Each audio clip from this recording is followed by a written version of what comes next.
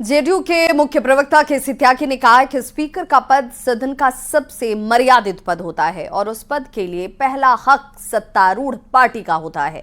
उन्होंने स्पीकर पद पर इंडी गठबंधन की मांग और बयान को आपत्तिजनक बताया। उन्होंने ये भी कहा कि बीजेपी गठबंधन की बड़ी पार्टी है और इसीलिए उसका अधिकार पहले है। तो जो इंडी गठबंधन की जो मांग है या जो उनके बयान हैं वो आपत्तिजनक है। भारतीय जनता पार्टी या एनडीए गठबंधन का पहला हक उस पद पर है और हमारी पार्टी का मानना है कि भारतीय जनता पार्टी गठबंधन की बड़ी पार्टी है, वो उसका अधिकार पहले है, इसलिए इस पर की गई कवायद बेकार।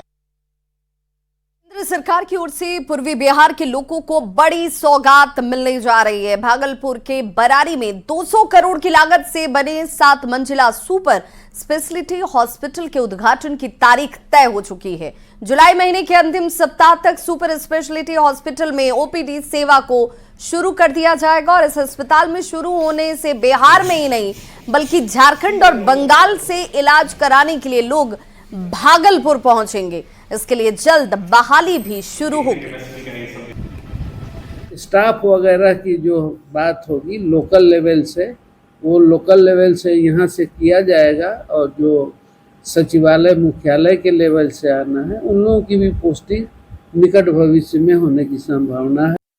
भागलपुर वासियों का बरसों का इंतजार खत्म होने वाला है। जिले वासियों को जुलाई माह के अंतिम सप्ताह तक एक नया अस्पताल मिलने जा रहा है। दरअसल केंद्र सरकार की ओर से भागलपुर के बरारी में 200 करोड़ रुपयों की लागत से सुपर स्पेशलिटी हॉस्पिटल की बिल्डिंग पूरी तरह से बनकर तैयार हो गई है।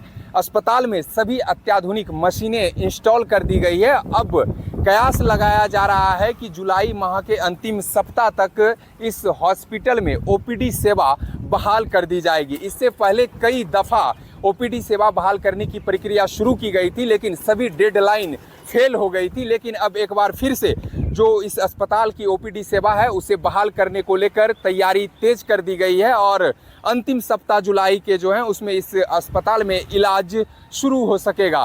फिलहाल जो है इस अस्पताल की ओपीडी सेवा बहाल होगी। इसमें जो है कार्डियोलॉजी, नेफ्रोलॉजी और न्यूरोलॉजी के साथ प्लास्टिक सर्जरी जैसी सुविधाएं लोगों को मिलने वाली है। अगर यह अस्पताल शुरू हो जाता है तो बिहार ही नहीं बल्कि भागलपुर के सटे आसपास के जो जिले हैं मुंगेर, बांका और साथ ही पड़ोसी राज्य झारखंड और बंगाल के लोगों को इसका सीधा लाभ मिलेगा। साथ ही मायागंज अस्पताल में मरीजों का दबाव कम होगा। वैसे मरीज जिन्हें बेहतर इलाज के लिए मायागंज अस्पताल से पटना और दिल्ली रेफर कर दिया जाता था, लेकिन अब इस अस्पताल के शुरू हो जाने से वैसे मरीजों का इलाज भागलपुर में ही संभव हो सकेगा।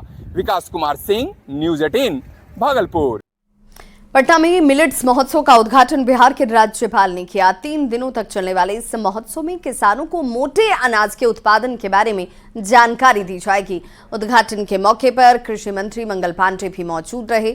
मंगल पांडे ने कहा कि मिलेट्स हमें रोग से दूर रखता है और इसका उपयोग अधिक से अधिक होना चाहिए। राज्यपाल ने कहा कि मिलेट्स में कई गुण हैं और यही वजह है कि इसे प्रधानमंत्री नरेंद्र मोदी भी खाते हैं। उन्होंने कहा कि इसे खाने से दवा की जरूरत नहीं होगी। आज पटना के ऑडिटोरियम से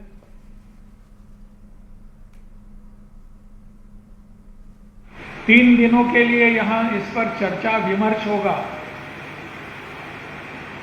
किसान भाई या बहन जो अपने काम कर रहे हैं उन सबके लिए ये बहुत एक अच्छा अवसर है।